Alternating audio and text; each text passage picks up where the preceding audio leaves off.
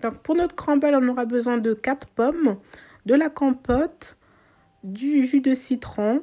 Donc vous pouvez prendre du jus de citron frais, de la poudre de cannelle, donc de la poudre d'amande, du sucre de coco, moi j'ai choisi en bio, de la pâte d'arachide. Après vous pouvez mettre aussi de la cassonade, peu importe, un récipient. Vous aurez besoin donc d'un plat, donc ou votre moule à pâtisserie. Il nous faut un couteau, du sucre vanillé aussi. Donc on va commencer par découper donc nos pommes. Ici j'ai pris 4 pommes, mais en vrai vous pouvez mettre 3 ou les 4, peu importe, c'est pas très important. Une fois que c'est découpé, donc moi je vais jeter les épluchures. Ensuite je vais commencer à couper donc les pommes en 2 et ensuite en 4. Donc voilà.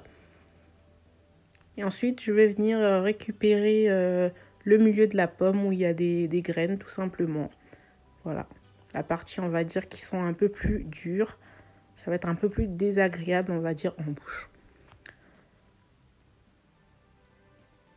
Ensuite, je vais mettre ça directement dans mon plat.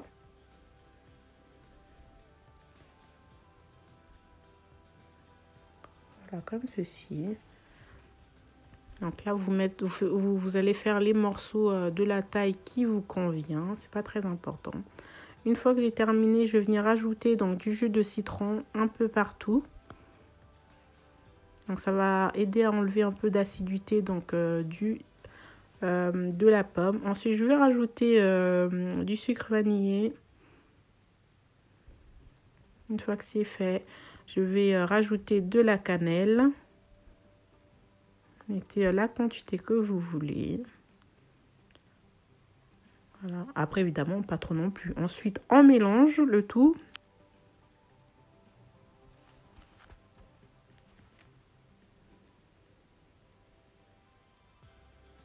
Une fois que c'est fini, on va mettre ça au micro-ondes pendant 3 minutes.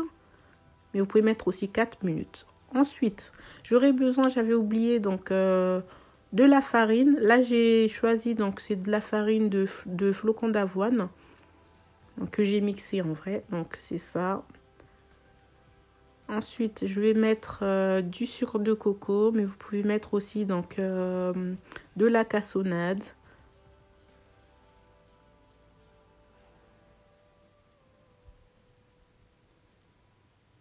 Et je vais rajouter ma pâte d'arachide. Après, vous pouvez tout à fait prendre, vous savez, les pâtes d'arachide des magasins bio, tout ça, qui sont sans l'huile de palme. C'est nettement mieux, on va dire, pour la santé. Mais bon, là, j'avais que ça, vu que je dois les terminer. J'ai utilisé ce que j'avais sous la main. Donc, une fois que c'est fait, on va venir mélanger notre pâte. Si c'est un peu trop dur, vous pouvez rajouter un peu de compote. Voilà. Mais vraiment un tout petit peu, c'est juste histoire de faciliter, on va dire, notre pâte à venir travailler. Voilà.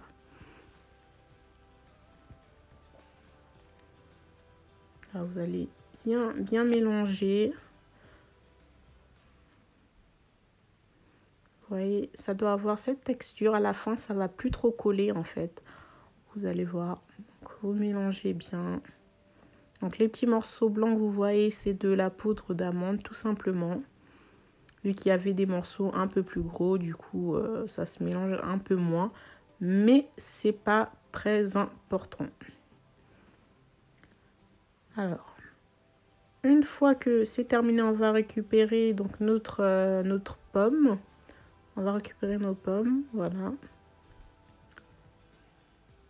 Et je vais rajouter ma compote qui me reste.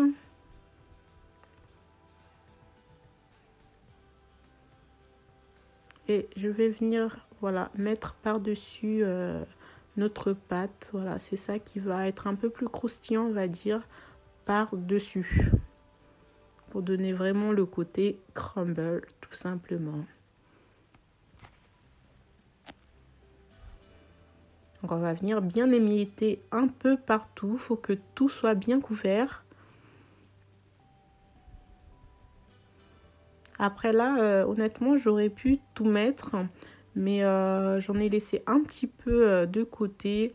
Mais vous allez voir plus tard, du coup, ça peut me permettre de faire 2 biscuits. Voilà, que j'ai chauffé en même temps que mon crumble, tout simplement.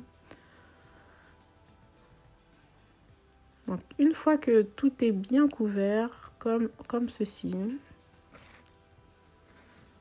je vais venir mettre ça au four. Donc, j'avais déjà préchauffé mon four avant pendant au moins 10 minutes. Le temps que ça soit bien chaud. Donc, en vrai, vous pouvez mettre pendant 10 minutes à chaleur, même à 180, on va dire. 180, 190. Et vous vérifiez bien. Moi, dès que c'était doré par-dessus, j'ai retiré, j'ai laissé mes 2 biscuits cuire. Et voilà le résultat. Franchement, ça sent super bon. Et franchement, c'est vraiment délicieux à faire. Voilà, donc si vous avez envie de petites gourmandises et en même temps, bah, manger aussi des fruits en même temps. Voilà. N'hésitez pas à le refaire et voilà. N'hésitez pas à me dire aussi en commentaire ce que vous en pensez tout simplement et à liker si la recette vous a plu. Et moi, je vous dis à très bientôt pour d'autres vidéos.